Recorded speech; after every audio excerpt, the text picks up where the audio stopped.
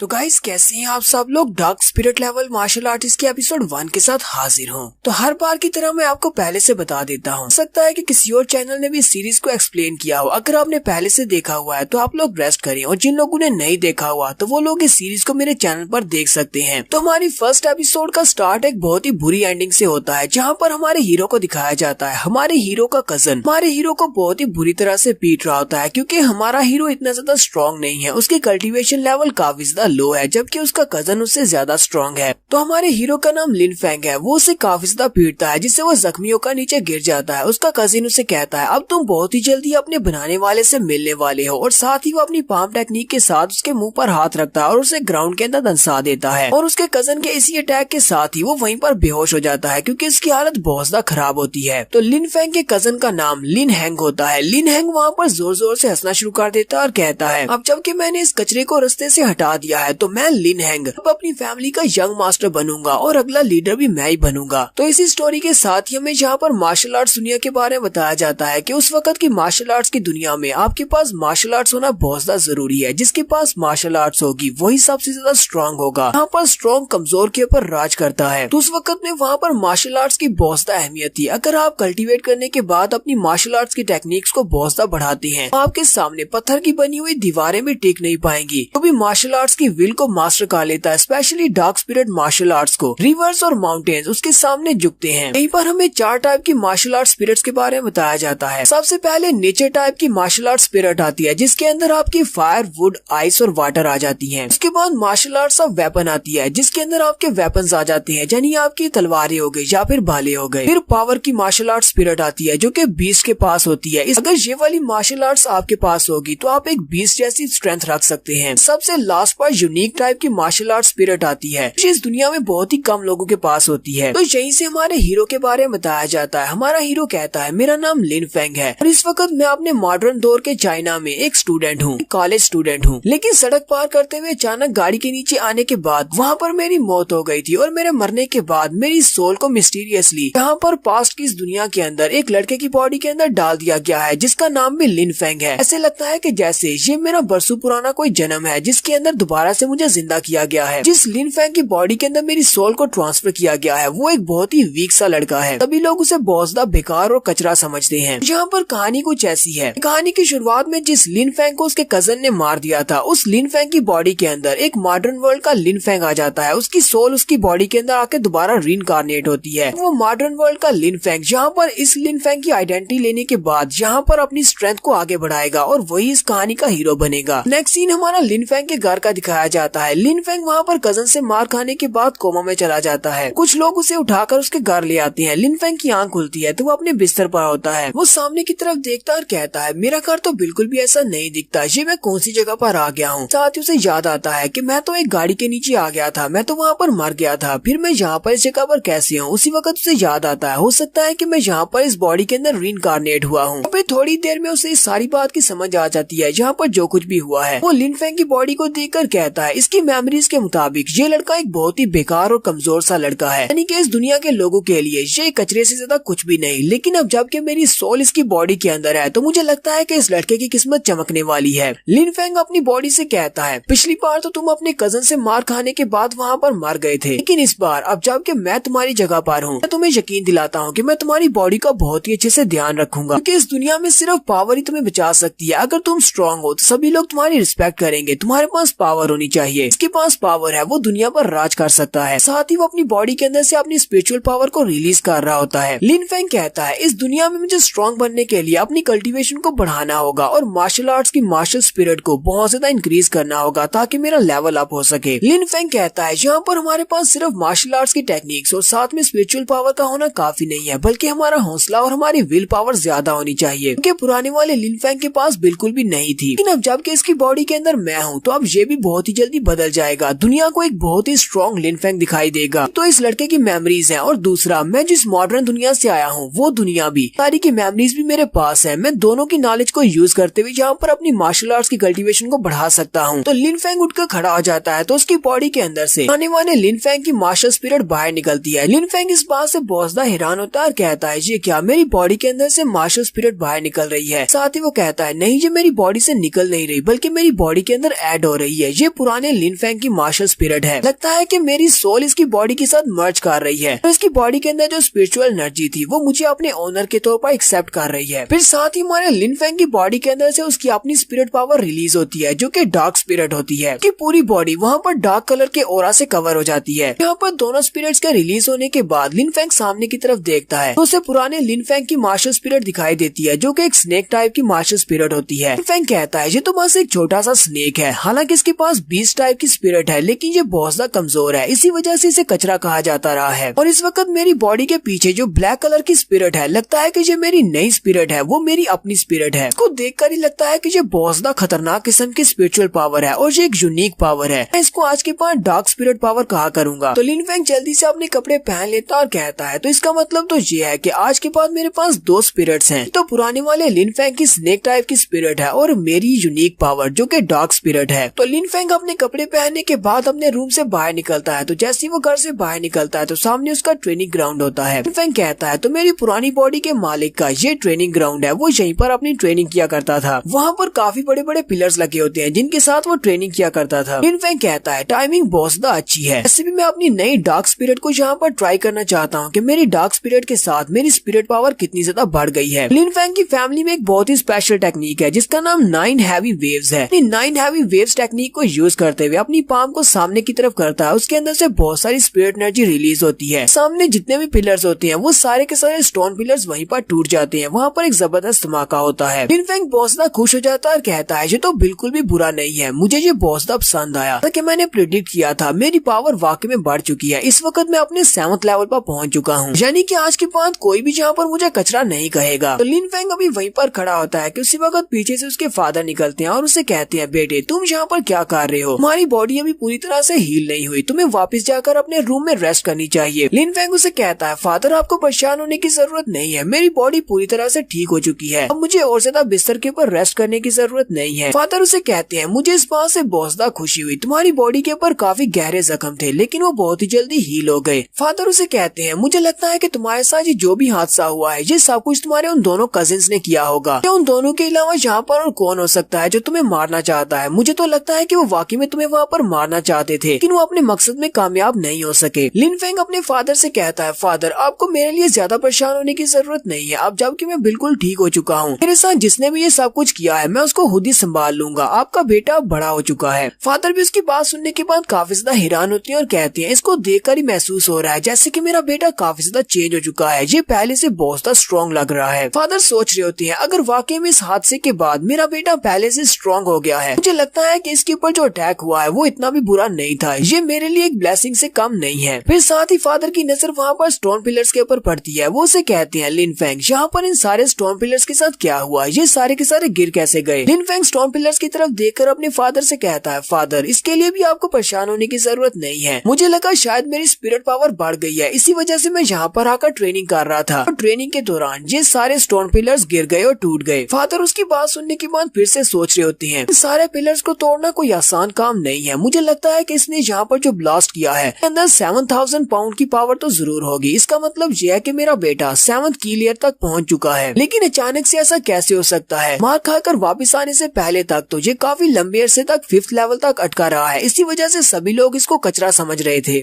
कि मेरे बेटे की पावर्स फाइनली अवेकन हो चुकी हैं और मेरा बेटा बाकी सभी से बहुत ज्यादा अमेजिंग है और बहुत ही जल्दी ये बहुत ज्यादा स्ट्रॉन्ग हो जाएगा। तो फादर काफी ज्यादा खुश हो जाते हैं और लिन फेंग से कहते हैं कल की मीटिंग में तुम मेरे साथ आना, वहाँ पर बाप बेटा सभी लोगों को बता देंगे हम लोग कितने ज्यादा स्ट्रॉन्ग हैं, क्योंकि मुझे लगता है कि तुम्हारे अंकल कल कोशिश करेंगे मुझे फैमिली हेड की पोजीशन से हटाने की। लिन फेंग उनसे कहता है फादर कल मैं आपके साथ जरूर वहाँ पर जाऊंगा और वहाँ पर जाने के बाद उन सभी को दिखा दूंगा हाँ तो आप फैमिली हेड की पोजीशन से हटने वाले हैं और ना ही आपका बेटा कोई कचरा है। फादर उसे कहते हैं चलो ठीक है फिर कल हम लोग फैमिली मीटिंग में जाएंगे, लेकिन फिलहाल के लिए तुम्हें जाकर रेस्ट करनी चाहिए, तो तुम्हारी बॉडी के ऊपर अभी भी काफी सारे जख्म हैं, मैं चाहता हूँ कि तुम अच्छे से रेस्ट करो। इतना कहने के बाद फादर वहाँ से चले जाते हैं। लिन फेंग कहता है मुझे अभी भी इस बात पर यकीन नहीं हो रहा कि मैं दोबारा से रीइंकार्नेट हो चुका हूँ। लिन फेंग रात के वक्त अपने घर की छत के ऊपर खड़ा होता है और कहता है बहुत सारी नॉवेल्स और मांगा सीरीज के अंदर मार्शल आर्टिस्ट के बारे में इस तरह की कहानियां पढ़ी हैं। मार्शल आर्टिस्ट मरने के बाद दोबारा से रिवाइव हो जाते हैं और अपना बदला लेते हैं जिन्होंने उनको मारा होता है। लेकिन आज मैं जहाँ पर दोबारा से किसी लड़के की बॉडी के अंदर हूँ जहाँ पर ये लोग एक दूसरे से बदला लेने की बात कर रहे हैं। हालांकि उन सारी कहानियों को पढ़कर मुझे भी बहुत ज्यादा शौक था मार्शल आर्ट्स की दुनिया में जीने का। फाइनली मेरा ये सपना पूरा हो गया है। अब मुझे एक दूसरा मौका मिला है अपनी जिंदगी गुजारने का, तो मैं फाइनली बहुत ही स्ट्रॉन्ग बनूंगा और इस लिन फैंग की पुरानी बॉडी के साथ जिसने भी जो कुछ बुरा किया है मैं उन सभी के साथ उतना ही बुरा करूंगा जितना उन्होंने मेरे साथ बुरा किया है। मैं सभी से बदला लूंगा और मैं अपनी इस नई लाइफ को एक बहुत ही स्ट्रॉन्ग मार्शल आर्टिस्ट बनकर गुजारूंगा। मेरी नई लाइफ और इसके नए एडवेंचर्स बहुत ज्यादा पावरफुल होने वाले हैं। यहीं से मेरी इस एक्स्ट्रा ऑर्डिनरी लाइफ की शुरुआत होने वाली है और यहीं पर हम लोग अपनी एपिसोड 1 का एंड करेंगे। एपिसोड की एक्सप्लेनेशन अच्छी लगी हो तो कमेंट करके जरूर बताइएगा। चैनल को सब्सक्राइब कर दे, वीडियो को लाइक और शेयर कर दे। शुक्रिया।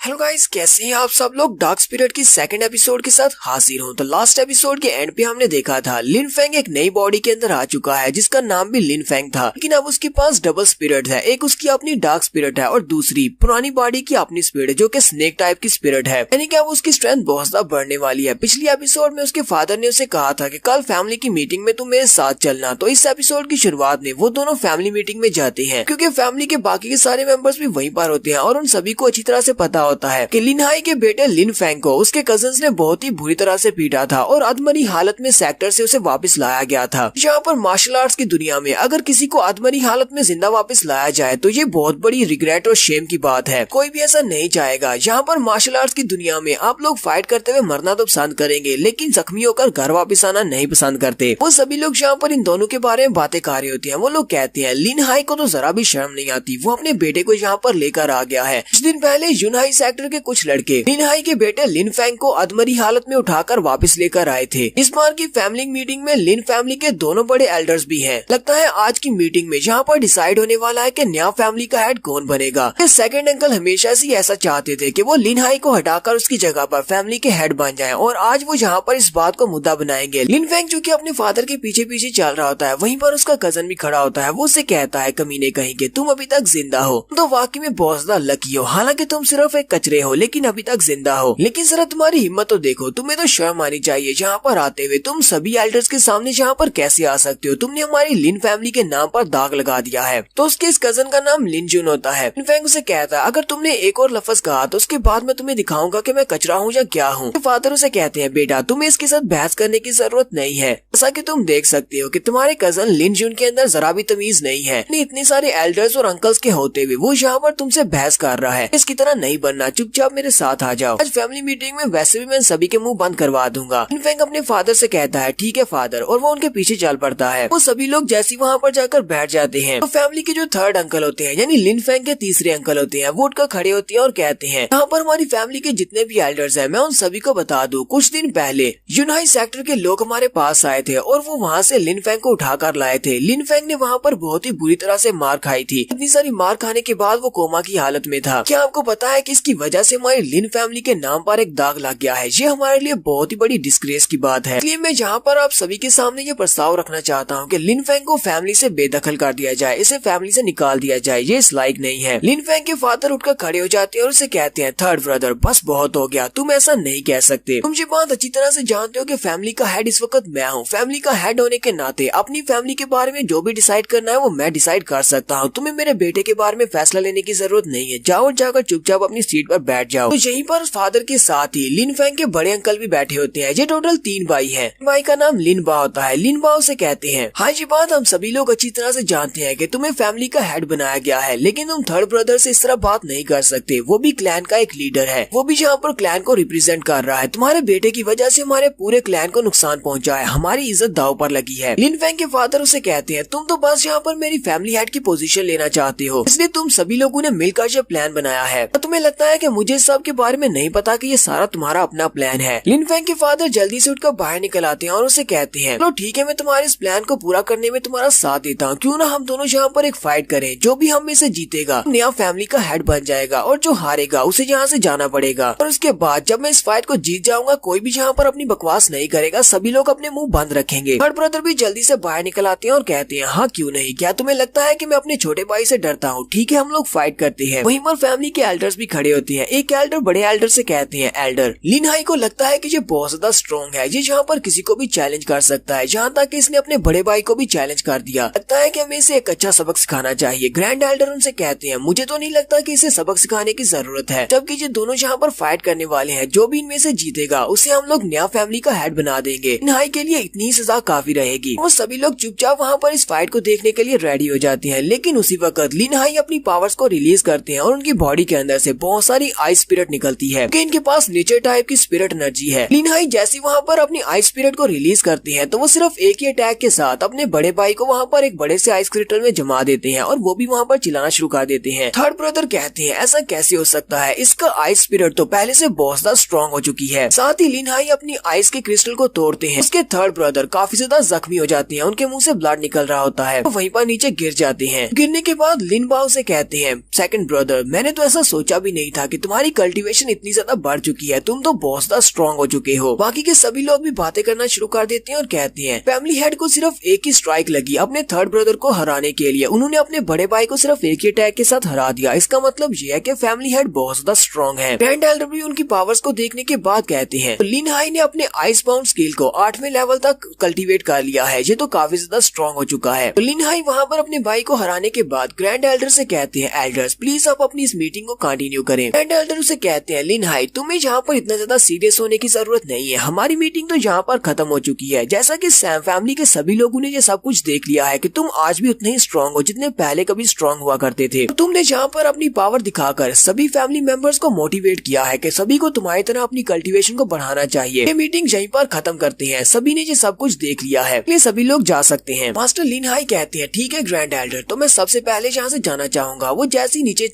सीढ़ियाँ उतर कर जाने लगते हैं, वहीं पर थर्ड ब्रदर खड़े होते हैं कि लिन हाई के छोटे भाई हैं। वो उसे कहते हैं, मैं देखता हूँ कि तुम कब तक अपने इस छोटे कचरे को अपने पीछे प्रोटेक्ट करते रहोगे, हमेशा इसको बचाने के लिए यहाँ पर मौजूद नहीं रहोगे। जब ये कजन लिन जुन भी कहता है, मेरे फादर बिल्कुल ठीक कह रहे हैं, आपका बेटा तो एक कचरा है और हमारी फैमिली के नाम के ऊपर एक बहुत बड़ा धब्बा है। लिन हाई अपने छोटे भाई से कहते हैं, मैं चाहता हूँ कि तुम अपने बेटे के मुंह पर लगाम लगाओ कि अगर वो इसी तरह की बकवास बातें करता रहा तो किसी दिन वो या तो मेरे हाथों से या फिर मेरे बेटे के हाथों से मारा जाएगा। मैं अपने बेटे को थोड़ी सी तमीज सिखानी चाहिए। लिन फैंग आगे बढ़ता है और लिन जुन से कहता है, लिन जुन तुम यहाँ पर हर रोज एक ही बात करते हो कि मैं एक बहुत बड़ा कचरा हूँ, मैंने फैमिली के नाम के ऊपर दाग लगा दिया, तुम्हें वाकई में लगता है कि मैं एक कचरा हूँ? अगर मैं यहाँ पर इन सभी के सामने तुम्हें हरा दूं के बाद मुझे बताओ कि हम दोनों में से कचरा कौन होगा? लिन जुन भी आगे से हंसना शुरू कर देता है और कहता है, लगता है कि तुम्हारा दिमाग भी खराब हो चुका है, मार खाने की वजह से तुम्हारे सर पर चोट लगी है, तुम पागल तो नहीं हो गए? तुम्हें लगता है कि तुम अपने आप को मेरे साथ कंपेयर कर सकते हो? लिन फैंग उसके सामने खड़ा हो जाता है और उसे कहता है, बकवास बंद करो, अगर तुम्हें मुझसे फाइट करनी है तो फाइट करो और उसके बाद देखते हैं कि कौन कचरा है और कौन पावरफुल है। लिन जुन उसे कहता है, मुझे भी तुमसे जरा भी डर नहीं लगता, चलो फाइट करते हैं। लिन जुन के फादर उसे कहते हैं, बेटे इस लड़के को अच्छा सबक सिखाना, सभी को दिखा दो कि तुम कितने ज्यादा काबिल हो।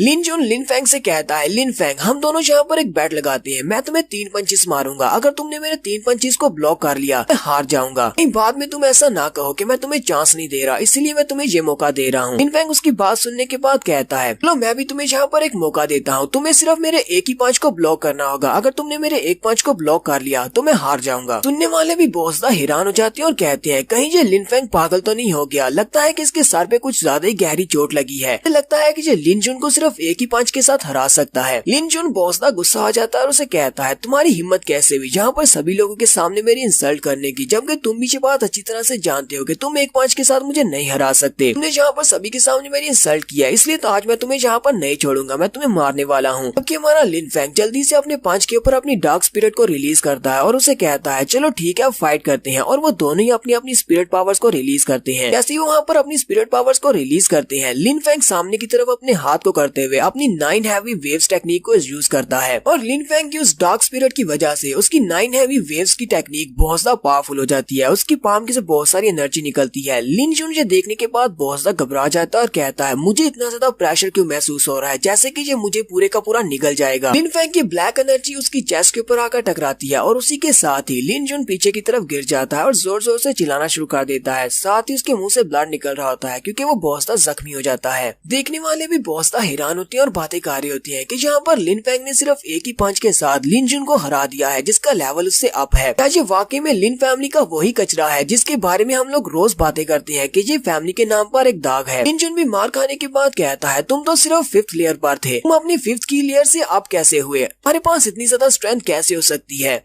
लिन फेंग लिन जुन को हराने के बाद उसे कहता है, लिन जुन तुम हमेशा ही मेरे बारे में कहते हो कि मैं फैमिली के नाम पर दाग हूँ और मैं कचरा हूँ, मैं बेकार इंसान हूँ, लेकिन तुम तो यहाँ पर मेरे एक पंच को भी बर्दाश्त नहीं कर पाए और हार कर जहाँ पर ग्राउंड पर पड़े हो, तो इसका मतलब तो ये हुआ कि तुम मुझसे भी बड़े कचरे हो। फिर साथ ही वो अपने अंकल से कहता है, छोटे अंकल अब भी हमेशा अपने बेटे की तरह हमेशा ये बात करते हैं कि मैं एक कचरा हूँ। हालांकि आपको सीनियर होने के नाते मेरे बारे में इस तरह की बात नहीं करनी चाहिए थी। अब जबकि आपका बेटा वहाँ पर मेरी जगह पर पड़ा है, तो अब आप अपने बेटे को कचरा कहेंगे या नहीं कहेंगे? क्योंकि तुम्हारा बेटा इस वक्त मुझसे भी ज्यादा बुरी हालत में है। लिन जुन हारने के बाद लिन फेंग से कहता है, हाँ ठीक है, तुम मुझसे स्ट्रांग हो सकती हो, तुमने यहाँ पर किसी न किसी तरह मुझे हरा दिया है, लेकिन तुम्हें यहाँ पर शो ऑफ करने की जरूरत नहीं है, क्योंकि इस दुनिया में यहाँ पर हर तरफ मार्शल आर्ट्स है, तुम में से हमेशा कोई ना कोई स्ट्रांग जरूर होगा। लिन फेंग उसे कहता है, तुम्हें किसने कह दिया कि मैं यहाँ पर शो ऑफ कर रहा हूँ? मुझे ये बात अच्छी तरह से पता है कि मुझसे कोई ना कोई स्ट्रांग है, मैं यहाँ पर शो ऑफ नहीं कर रहा, मैं तो बस यहाँ पर तुम्हारे उस फेवर को वापस कर रहा हूँ। तुम लोग मुझे कचरा कहते थे, तो मैंने यहाँ पर तुम्हें हराकर ये बात साबित कर दिया कि मैं कचरा नहीं बल्कि तुम लोग कचरे से भी ज्यादा बुरे हो। आज के बाद उन सभी लोगों के साथ बिल्कुल ऐसा ही होगा, जो दूसरों को बुरा कहेंगे उनके साथ बुरा ही होगा। साथ ही हमारा लिन फेंग आगे बढ़ता है और अपने डैड से कहता है, डैड चलो घर वापस चले। उसके डैड भी इस बात से बहुत खुश हो जाते हैं कि उनके बेटे ने जहाँ पर सभी लोगों के सामने उसकी इज्जत बढ़ा दी और कहते हैं, ठीक है बेटा घर चलते हैं। और यहीं पर हम लोग अपनी एपिसोड 2 का एंड करेंगे। एपिसोड की एक्सप्लेनेशन अच्छी लगी हो तो कमेंट करके जरूर बताइएगा। चैनल को सब्सक्राइब कर दे, वीडियो को लाइक और शेयर कर दे। शुक्रिया।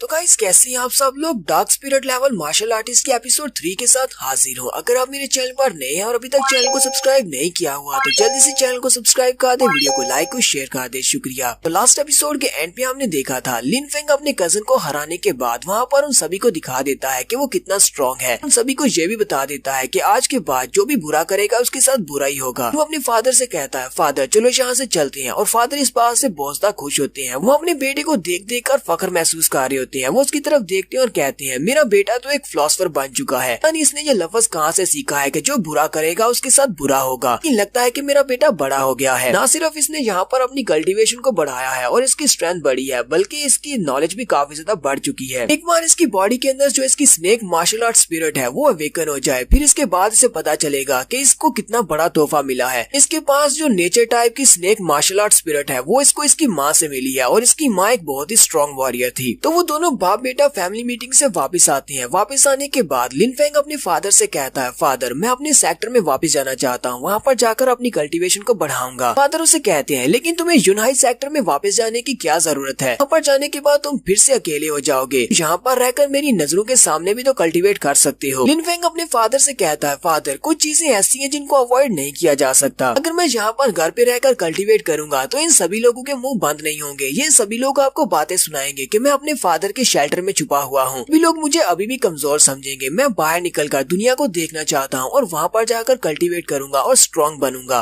लिन हाई उसे कहते हैं, बेटा अगर वाकई में तुम अपने सेक्टर में वापस जाना चाहते हो तो ठीक है, तुम जा सकते हो, मैं तुम्हें नहीं रोकूंगा। लिन फेंग कहता है, फादर आपको बिल्कुल भी परेशान होने की जरूरत नहीं है। मैं सेक्टर में जाने के बाद इतना ज्यादा स्ट्रॉन्ग बनूंगा, जहाँ पर वापस आने के बाद सबको दिखा दूंगा कि हमारी फैमिली हेड बनने के लिए ही बनी है। लिन हाई उसे कहते हैं, तुम्हारे फादर को तुम्हारे पर पूरा यकीन है कि तुम एक दिन बहुत ही स्ट्रॉन्ग मार्शल आर्टिस्ट बनोगे, लेकिन तुम्हें फिर भी बहुत ज्यादा ध्यान रखना होगा क्योंकि तुम्हें पता है कि तुम्हारे कजन्स भी वहीं पर हैं। लिन फेंग अपने फादर से कहता है, ठीक है फादर मैं इस बार ध्यान रखूंगा। साथ ही वो अपने घोड़े पर बैठ जाता है और कहता है, चलें ठीक है फादर अब गुड बाय, मैं जा रहा हूँ। तो यहाँ से हमारे लिन फेंग की जर्नी स्टार्ट होती है। लिन फेंग अपने घोड़े पर बैठकर अपने सेक्टर की तरफ निकल पड़ता है। उसके सेक्टर का नाम यूनाई सेक्टर है। तो 10 दिन के बाद वो अपने यूनाई सेक्टर में पहुंच जाता है। जैसे वो वहाँ पर दरवाजे पर पहुँचता है, दरवाजे पे 2 गार्ड्स खड़े होते हैं। वो उसे वहीं पर रोक लेते हैं, उसे पहचानते हैं। वो उसे कहते हैं, लिन फेंग तुम्हारी हिम्मत कैसे हुई यहाँ पर वापस आने की? लास्ट टाइम तुम यहाँ पर आदमरी हालत में थे जब हम तुम्हें उठाकर तुम्हारी फैमिली को वापस देकर आए थे, लेकिन तुम फिर उठाकर यहाँ पर चले आए हो। तुम्हारी वजह से हमारे सेक्टर का नाम बदनाम हुआ है। लिन फेंग उन दोनों से कहता है, मुझे सेक्टर मास्टर ने अभी तक सेक्टर से निकाला नहीं है, तो फिर तुम दोनों के पास कोई भी राइट नहीं है कि तुम मुझे अंदर ना जाने दो। मैं अभी भी इस सेक्टर का एक स्टूडेंट हूँ। इसके अलावा थोड़ी देर पहले तो एक लड़का यहाँ से गुजरा था, तुम लोगों ने उसको क्यों नहीं रोका? मुझे यहाँ पर क्यों रोक रहे हो? गार्ड उसे कहता है, क्या तुम्हें पता भी है थोड़ी देर पहले जो लड़का गुजरा था वो एक इनर सेक्टर डिसाइपल है। हमारे जैसा कचरा तो उसके साथ कंपेयर भी नहीं किया जा सकता। चलो जल्दी से यहाँ से भाग जाओ। जबकि हमारा लिन फेंग सोच रहा होता है यहाँ पर भी वही रूल है।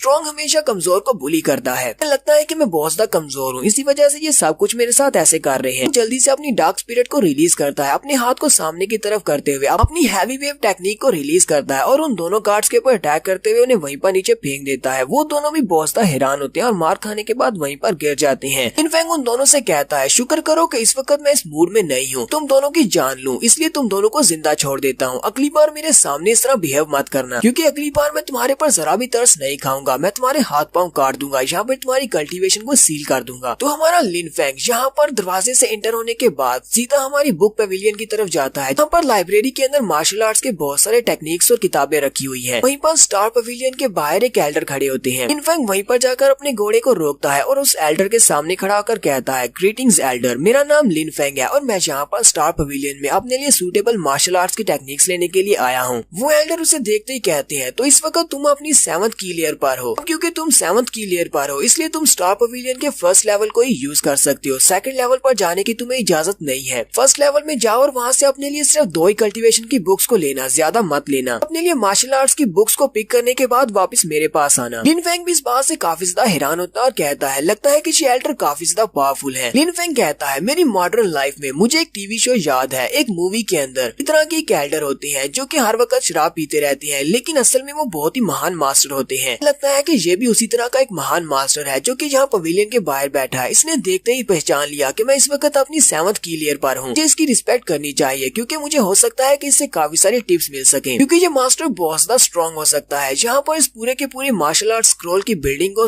गाइड करने के लिए यानी गार्ड करने के लिए सिर्फ एक ही मास्टर है। तो हमारा लिनफेंग सामने पवेलियन की तरफ चलना स्टार्ट करता है और कहता है, अब वाकई में मुझे लग रहा है कि चाहे मैं कितना ही स्ट्रॉन्ग क्यों ना बन जाऊँ, हमेशा मुझसे कोई ना कोई ज्यादा स्ट्रॉन्ग होगा, इसलिए मुझे अपने आप को इतना स्ट्रॉन्ग बनाना है कि मुझसे ऊपर कोई भी स्ट्रॉन्ग ना हो। हमारा लिनफेंग स्टार पवेलियन के अंदर चला जाता है और वहाँ पर बुक शेल्फ्स के अंदर से बुक्स निकालता है जिसके ऊपर मार्शल आर्ट्स की टेक्निक्स लिखी होती है। वहाँ पर एक 7 किल फिस्ट के नाम से टेक्निक होती है जो कि फिस्ट के लिए होती है, जिससे आप अपनी फिस्ट की टेक्निक की पावर को बढ़ा सकते हैं। ये वाला मार्शल आर्ट्स का स्किल ये 20 टाइप की स्पिरिट वाले फाइटर्स के लिए है। फिर वहाँ पर उसे एक हरिकेन स्लाइस के नाम से मूव दिखाई देता है। वो उसे कहता है, लेकिन ये तो नेचर टाइप के लोगों के लिए है, ये मेरी स्पिरिट के लिए सूटेबल नहीं है। फिर साथ ही उसे वहाँ पर एक रैम्पेजिंग बुल के नाम से मार्शल आर्ट्स की टेक्निक मिलती है। वो कहता है, ये भी 20 टाइप के लोगों के लिए है। लिनफेंग यहाँ पर हमें मार्शल आर्ट्स के स्किल्स के बारे में बताता है। वो कहता है, बहुत सारे मार्शल आर्टिस्ट ऐसे होते हैं जो कि स्किल्स को अपनी स्पिरिट की नेचर के मुताबिक चूज करते हैं कि अगर वो कोई ऐसा स्किल सीखेंगे जो कि उनकी नेचर के मुताबिक नहीं होगा, उनकी स्पिरिट से मैच नहीं करेगा, तो वो उनके लिए बेकार होगा, वो उसके ऊपर सिर्फ टाइम वेस्ट करेंगे। लेकिन मेरे पास एक बहुत ही यूनिक पावर है, मेरे पास डार्क स्पिरिट है जो एक यूनिक स्पिरिट है। मुझे नहीं पता कि इसके लिए कौन सा स्किल सूटेबल रहेगा। फिर ऐसा भी हो सकता है कि मैं यहाँ से कोई भी रैंडम मार्शल आर्ट्स का स्किल उठा सकता हूँ और वो मेरी स्पेशल डार्क स्पिरिट के साथ सूटेबल हो। लिनफेंग कहता है, लेकिन फिर भी मैं यहाँ पर कोई भी रैंडमली स्किल चूज नहीं कर सकता, मुझे किसी बहुत ही स्पेशल स्किल को चूज करना होगा। वहाँ पर काफी देर तक अपने लिए सर्च करता रहता है ताकि वो वहाँ से कोई ऐसा यूनिक स्किल ढूंढ सके जिस स्किल को कोई दूसरा नहीं सीखता। वहाँ पर उसे एक स्वर्ड ड्राइंग स्किल के नाम से स्किल मिलता है, ठीक है, तलवार को निकालने का स्किल। लिनफेंग कहता है, मैंने पहले कभी इस स्किल के बारे में क्यों नहीं सुना, ये भी कोई स्किल होता है कि अपनी तलवार को निकालना। तलवार को निकालना तो बहुत आसान होता है। जैसे ही वो उस बुक को खोलता है और उसके अंदर पढ़ता है तो वो काफी ज्यादा हैरान होता है कि हमारे स्वर्ड किंग सीरीज के अंदर हमारे हीरो ने भी ड्रा स्वर्ड टेक्निक को सीखा था। ये भी जहाँ पर ड्रा स्वर्ड टेक्निक को ही सीखने वाला है। उस बुक के अंदर पढ़ने के बाद वो हैरान होता है और कहता है, जब हम लोग अपनी तलवार को निकालते हैं वो एक तलवारबाज के लिए बहुत ही क्रिटिकल मोमेंट होती है। इतनी तेजी के साथ हम अपनी तलवार को निकालेंगे ही डिसाइड करेगा कि सामने वाले से हम लोग फाइट को जीतेंगे या हारेंगे। इस बुक के अंदर लिखा हुआ है कि जब भी आप किसी को मारने के लिए तलवार निकालें तो आपकी तलवार की स्ट्राइक के साथ किसी न किसी को मरना चाहिए, आपकी तलवार के ऊपर ब्लड लगना चाहिए। ये वाली ड्रा स्वर्ड मेथड ये तुम्हारे इस मकसद को अचीव करने में तुम्हारा साथ देगी। सिर्फ एक मूव के साथ ही तुम अपने दुश्मन को चौंका भी दोगे और मार भी डालोगे। लिनफेंग कहता है, ये वाला मूव काफी ज्यादा अच्छा है तो मैंने डिसाइड कर लिया है मैं इसी मूव को सीखूंगा। तो लिनफेंग ने यहाँ पर अपने लिए पहली मार्शल आर्ट्स की टेक्निक चूज कर लिया। फिर वो कहता है, जबकि मैंने यहाँ पर ड्रा स्वर्ड मेथड को चूज किया है तो मुझे इसके साथ साथ स्पीड की जरूरत पड़ेगी। मुझे लगता है कि मुझे अपना दूसरा स्किल स्पीड के रिलेटेड चूज करना चाहिए, कोई ऐसा स्किल जिससे मेरी फुट स्टेप्स टेक्निक बहुत ज्यादा बढ़ जाए और मुझे स्पीड मिले। क्योंकि अगर मेरी फर्स्ट टेक्निक बेकार हो जाती है, ड्रा स्वर्ड मेथड के साथ मैं सामने वाले को नहीं मार सकता, तो मुझे वहाँ से भागना पड़ेगा। तो इसके लिए मुझे फ्लैश स्टेप सीखना चाहिए। वहाँ पर काफी देर तक सर्च करने के बाद उसे एक स्पेशल स्किल मिलता है जिसका नाम फ्लीटिंग शैडो होता है। उसको ओपन करता है तो उसके अंदर लिखा होता है, अगर तुम इसको हाईएस्ट रैंक तक मास्टर कर लेती हो तुम लाइट की स्पीड से भाग सकती हो, कोई भी तुम्हें देख भी नहीं पाएगा। स्पेशल मूव की खासियत ये है कि सामने वाला अगर तुम्हें देख भी लेता है तो तुम्हारे शैडो को देखने का उसके पास इतना वक्त नहीं होगा क्योंकि तुम्हारा शैडो भी इसके साथ साथ इम्प्रूव होगा। लिन फेंग कहता है ये तो बहुत ही अच्छा हो गया, मुझे अपने दोनों मार्शल आर्ट्स के स्किल मिल चुके हैं तो मैं इन्हीं दोनों मार्शल आर्ट्स के स्किल को सीखने वाला हूँ। लिन फेंग अपनी दोनों बुक्स को लेने के बाद बाहर आ जाता है और आकर उस एल्डर को दिखाता है। एल्डर वो देखकर कहता है वाकई में तुमने बहुत ही अच्छी मार्शल आर्ट्स की स्किल्स को अपने लिए चूज किया है। मास्टर काफी ज्यादा हैरान होते हैं और कहते हैं क्या वाकई में तुम इस बारे में श्योर हो कि तुम ड्रासवर्ड मेथड को ही सीखना चाहते हो? यहाँ पर तो और भी बहुत सारी टेक्निक्स रखी हुई थी। साथ ही मास्टर से कहते हैं क्या तुम्हें पता है इससे मैं स्टार पवेलियन का रक्षक बना हूँ। आज तुम पहले इंसान हो जो ड्रासवर्ड मेथड की बुक लेकर बाहर आए हो। अगर तुम ड्रासवर्ड मेथड को हाई रैंक तक मास्टर कर लेते हो तो ये एक बहुत ही हाई रैंक की मार्शल आर्ट्स टेक्निक है, बहुत ज्यादा स्ट्रॉन्ग हो जाओगे। लेकिन अगर तुम इस स्किल को पुल करने में नाकाम रहती हो तो तुम मारे भी जा सकती हो। क्या तुमने ये सब कुछ सोच लिया है? लिन फेंग उनसे कहता है एल्डर आपका बहुत बहुत शुक्रिया मुझे यहाँ पर एडवाइस देने के लिए, लेकिन मुझे लगता है कि मुझे यही स्किल सीखना चाहिए। क्योंकि मास्टर भी सोच रहे होते हैं इस लड़के ने यहाँ पर फ्लीटिंग शैडो टेक्निक को भी चूज किया है कि इस लड़के को कम्प्लीटली पता है कि इसे अपने लिए कौन से मार्शल आर्ट्स के स्किल को सीखना चाहिए। ये तो एक जीनियस लड़का है। एल्डर से कहते हैं तुम्हारी आंखों में मुझे दिखाई दे रहा है कि तुम एक दिन एक महान वॉरियर बनोगे। मास्टर जल्दी से अपने पास से उन्होंने जो बेल्ट पहना होता है उसको बाहर निकाल लेते हैं। असल में वो एक बेल्ट नहीं होता बल्कि एक सॉफ्ट तलवार होती है। वो उसे कहते हैं ये एक सॉफ्ट तलवार है, इस तलवार को मैं बेल्ट की तरह यूज कर रहा हूँ और कभी इसको फाइट में यूज करने का मौका नहीं मिला। तलवार मैं तुम्हें गिफ्ट में देना चाहता हूँ, जाओ और जाकर इसके साथ अपनी ट्रेनिंग को स्टार्ट करो। लिन फेंग भी काफी ज्यादा खुश हो जाता है, कहता है एल्डर आपका बहुत बहुत शुक्रिया। एल्डर उसे कहते हैं मेरी तारीफ करना बंद करो, अब जाओ और जाकर ट्रेनिंग करो, मैं भी देखना चाहता हूँ कि तुम एक दिन कितने महान वॉरियर बनोगे। लिन फेंग कहता है फिर भी एल्डर आपका बहुत बहुत शुक्रिया, आपने यहाँ पर मुझे गाइडेंस दी और साथ में मुझे स्वर्ड भी दी, मैं आपकी तलवार का बहुत ही अच्छे से ध्यान रखूंगा। हमारा लिन फेंग वहाँ से चला जाता है, जबकि एल्डर भी काफी ज्यादा खुश होती है और कहते हैं अपने कई सालों के कैरियर के बाद मैं यहाँ पर एक लड़के को देख रहा हूँ जो कि एक बहुत ही अच्छा यंगस्टर है। इसके अंदर मुझे बहुत ज्यादा पोटेंशियल दिखाई दे रही है, लगता है कि ये फ्यूचर में एक बहुत ही अच्छा मार्शल आर्टिस्ट बनेगा।